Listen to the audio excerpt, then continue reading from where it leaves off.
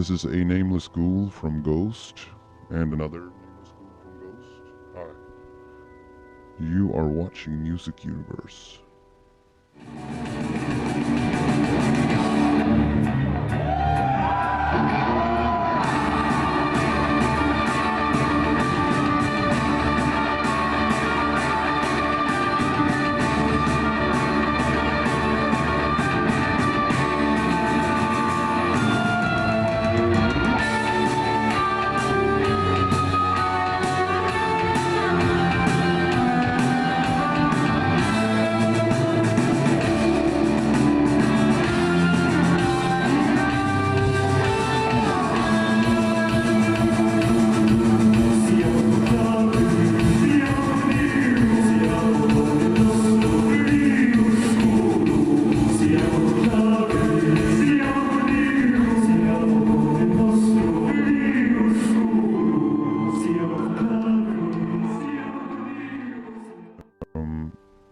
Yeah, I think that obviously, as of right now, we are still doing the first album promotion, so it's a bit unclear as to when exactly the album will be out. But sometime during 2012. Um, I mean, it's hard to specifically go down to differences with the album, but I think that the new record is definitely a step forward in terms of sort of coloration of our total repertoire. Whereas on the first album, even though we wanted the album to sound like one creation in terms of having the same sound and the same production, but we still wanted all the songs to be individual acts, its own colors. And as opposed to going into the studio and create 10 more rituals, which would have been a very safe thing to do, we deliberately went in and did 10 different songs. And I think that we have accomplished that. It's going to be 10 more creations that will, so in all would be, it's gonna give a new look to the band, so to speak. Oh, they're doing this as well. It's not just like a repetition of the 10 old songs. That would have been too sad to do that. But the new album is gonna be it's gonna be more color for us. He has said here. That's about it. And thematically, as there's a new addition to it. The first album in lyric wise was completely based upon a state of an antichrist not being born. It was telling something for coming forward in the future, something forbidding sort of. Whereas this new album is about the actual presence of Antichrist and Satan, and it tells a lot more about the mankind's relationship to an actual present unholy deity, sort of.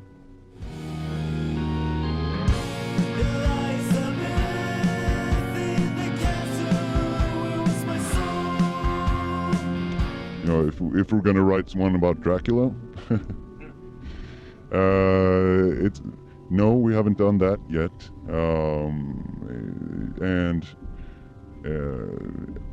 I'd say on this new album, probably we won't really paint a personal portrait of somebody special. I may be wrong in the final end because the album is still to be conceived. But as far as where we are now, I think that the lyrics are pretty more collective. It talks about mankind and in general, whereas the first one was a bit more specific. I think.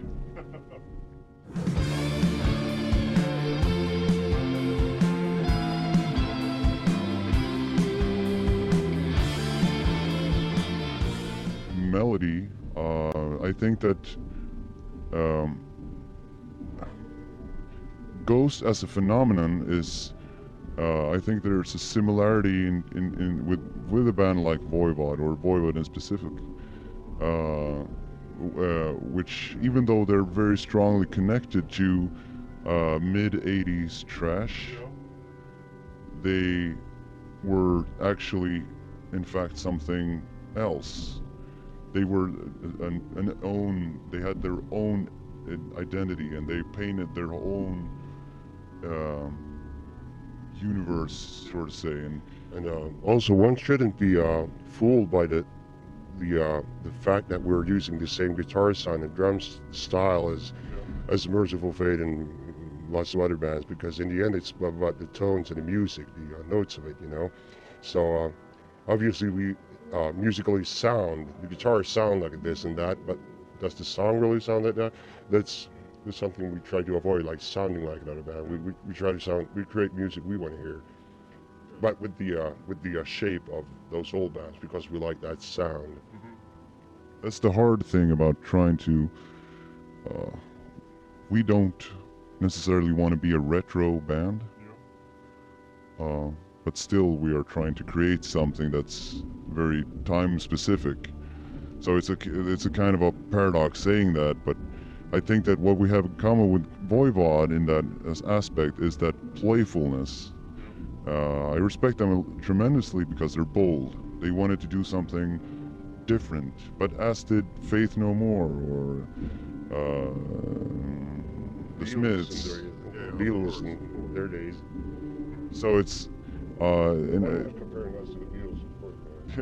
no, but in terms of not thinking too much about what's right or wrong, and I mean, a lot of bands do that because they have some sort of scene connection, and you're not supposed to do this or that and the other. Whereas we don't really confess to any scene, even though we're playing with doom bands or occult rock bands. That it's not really for us. That scene belonging that's not an issue for us.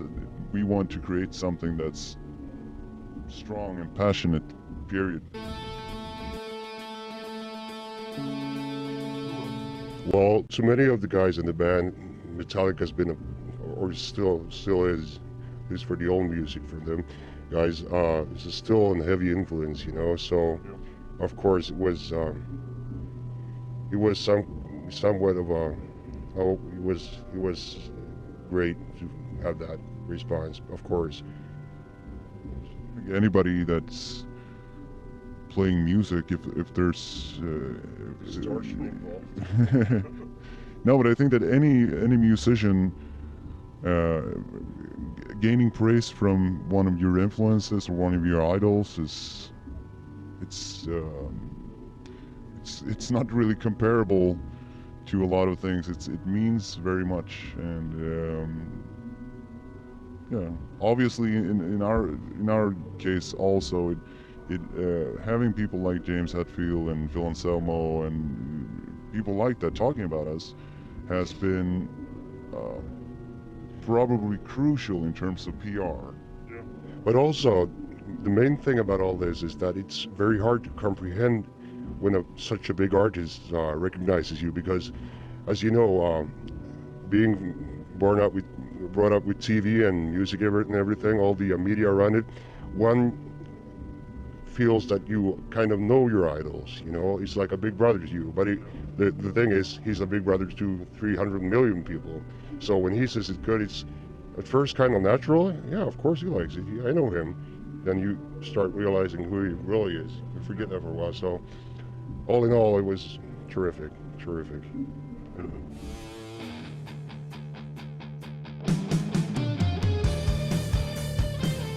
Because Beatles is the best band there ever was. I think that what not only Beatles being a huge influence on the band, and I mean any music writer would probably say at one point or another Beatles have meant a lot, and regardless they have meant a lot to every band. So they're they're really rudimentary. But I think that one of the things that really spawned the idea was, obviously, "Here Comes the Sun" is in its original is such a light-hearted, hope-filled song, and whereas us playing it in minor, we changed it to minor, makes it kind of sad and more dramatic in a melodramatic way. And also there's a pun, if you wish, "Here Comes the Sun," as in Antichrist instead of the sun. So that's pretty much it. Yeah. Yes, we have. Yeah. I won't mention which ones, but yes, we have. I think I already mentioned it someplace. Yeah. I think so. Well, spread it. But just to leave you with a little cliffhanger, it's an ABBA song. Oh yeah. Yes. Yeah, we're fans of ABBA, big time. Yeah, because ABBA. I mean, I kind of like that thing about ABBA. You know, Beatles went on experimenting with their music and they created something completely unique and set the standard for so many bands, as did many others. Whereas ABBA, once around, where these two guys knew exactly what to do from the start, and they fucking did it, and they killed it. That's why I like them so much. ABBA rules. They sure do. Yes.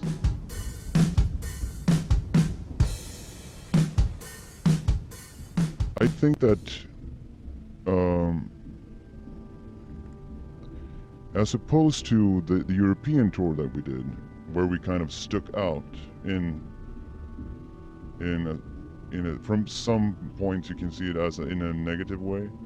I think that package is a really good package in terms of, I mean, it's very crowd friendly thing, where each and every band on the bill has its own unique thing going, but still I think that we appeal to more or less the same sort of the crowd that seeks that certain bit more weird elementary, if you want. We are both proggish as Opeth, and we are sort of rockish as Mastodon tend to be sometimes. And obviously for us, with the same idea of as we did for the European tour, we are good on a small stage, but we're better on a big stage. So it's a good opportunity, a good proving ground for us. And also, this tour that we're on now, the 13 Days of Doom tour, is quite short. There are a lot of areas that we are missing out on, and luckily that tour will take us to a lot of these places where we wouldn't have played.